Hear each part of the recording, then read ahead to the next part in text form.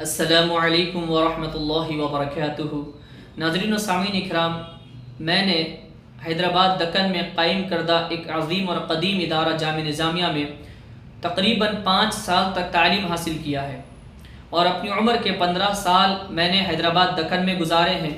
وہاں پر میں دینی خدمات انجام دیتا رہا، خطابات کے ذریعے، دروس کے ذریعے، اور اب میں فی الحال بنگلور شہر میں ہوں اور یہاں پر دینی خدمات انجام دے رہا ہوں، دروس کے ذریعے، خطابات کے ذریعے۔ ناظرین و سامعین اکرام، میں حیدرآباد دکن کے مختلف نیوز چینل سے جڑا ہوا ہوں۔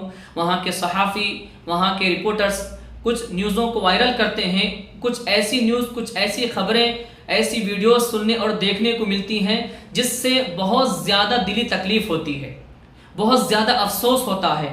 حیدرآباد دکن کو جہاں لوگ ملک بھر میں وہاں کی تہذیب، وہاں کے اخلاق سے جانا کرتے تھے، لیکن اسی حیدرآباد کو لوگ آج ملک بھر میں کرائم کے ذریعے جان رہے ہیں۔ بہت بڑے افسوس کی بات ہے۔ یہ بڑی ذمہ داری کے ساتھ کہوں گا کہ حیدرآباد دکن کو لوگ چار مینار کے ذریعے نہیں، بلکہ وہاں کے لوگوں کے اچھے اخلاق، اچھی تہذیب، اچھی گفتگو، اخلاق حسنہ، وہاں کی ضیافت، وہاں کی ثقافت سے لوگ جانا کرتے تھے۔ لیکن آج اس حیدرآباد کو ملک بھر میں لوگ قتل ریزی، خون ریزی، دشمنی، حسد، جلن، جھوٹ، فریب، دھوکہ دہی، ایک دوسرے سے دشمنی رکھنا، ایک دوسرے کو قتل کر دینا، ایک دوسرے کے حقوق چھین لینا، کرائم کے ذریعے لوگ آج حیدرآباد کو جان رہے ہیں۔ کچھ لوگ حیدرآباد دکن کو کرائم آباد بنانا چاہتے ہیں۔ تو اس بگڑتے حالات میں ہمارے علماء کی ذمہ داری کیا ہے کہ آج مساجد سے، آج ممبروں سے اصلاح معاشرہ پر سب سے زیادہ خطابات ہونے چاہیے۔ جھوٹ کی وعید پر، ناحق قتل کرنے کی وعید پر، حسد اور جلن پر، ایک دوسرے کے حقوق لوٹنے پر۔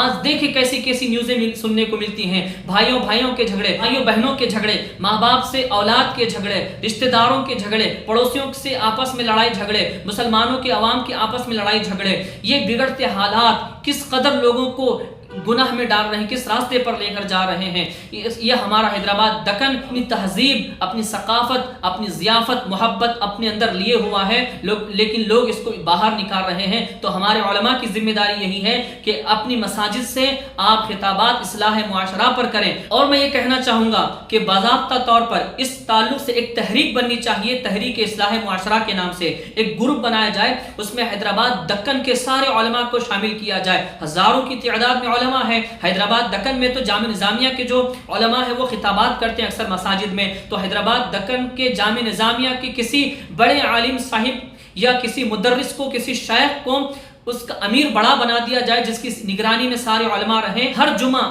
خطاب تحریر کیا جائے، چند آیات قرآنی ہو، چند احادیث کو جمع کیا جائے، ہر خطیب پر لازم کر دیا جائے کہ وہ اسی موضوع پر اپنی مسجد میں گفتگو کرے، بیان کرے، لوگوں کو سمجھائے، ایک دوسرے کے حقوق بتائے، مسلمانوں پر حقوق بتائے، پڑوسیوں کے حقوق بتائے۔ اصلاح معاشرہ پر آج ہمیں سب سے زیادہ گفتگو کرنے کی ضرورت ہے۔ تو میں یہ گزارش کروں گا علماء سے، بالخصوص علماء جامعہ نظامیہ سے، حیدرآباد دکن کے سارے علماء سے، مساجد میں آپ بالخصوص اصلاح معاشرہ پر گفتگو کریں۔ اور ایک گزارش یہ کرنا چاہوں گا، چیخ کر چلا کر نہیں، سلیس آسان انداز میں، عوامی انداز میں لوگوں کو سمجھا کر بیان کریے، اور اپنی فصاحت اور بلاغت، گاڑی اردو بولنے کی ضرورت نہیں ہے، عربی فارسی کے زیادہ جملے بولنے کی ضرورت نہیں ہے، آپ آسان اردو میں گفتگو کریے۔ تقریر کا مطلب کیا ہوتا ہے؟ آپ آدھا گھنٹہ 40-45 منٹ گفتگو کریں گے، لیکن لوگوں کے پلے نہیں پڑا، لوگوں کو معلوم ہی نہیں آپ کیا بول دیے، کیا بول رہے ہیں، شروع کیا کرے، بیچ میں کیا بولے، ختم کیا کر دیے۔ تقریر کا خطاب کا مطلب یہ ہوتا ہے کہ عوام سنے، سمجھے اور عمل کرے۔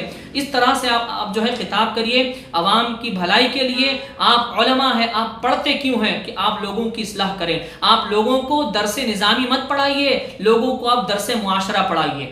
یہ تعلیم دیجیے آپ لوگوں کو، ایک دوسرے کے حقوق کے تعلق سے بتائیے۔ یہ بگڑتے حالات حیدرآباد کے، اس کو سدھارنا ہے، کیونکہ وقت ایسا آ جائے گا کہ لوگ حیدرآباد دکن میں نہ اپنی بیٹی دینا پسند کریں گے، نہ کسی بیٹی کو لینا پسند کریں گے۔ حالات تو ابھی ایسے ہی چل رہے ہیں، ایسی نیوزیں سننے کو بھی ملتی ہیں۔ اللہ تعالیٰ کی بارگاہ میں دعا ہے کہ مولا تبارک و تعالیٰ ہم سب کی اصلاح فرمائے اور ہمارے معاشرے کو بہتر معاشرہ بنائے، سیدھے راستے پر چلنے، قرآن و حدیث تعلیمات اسلام پر عمل کرنے کی توفیق عطا فرمائے۔ آمین ثم آمین بجاہ النبی سید المرسلین طٰہٰ و یاسین۔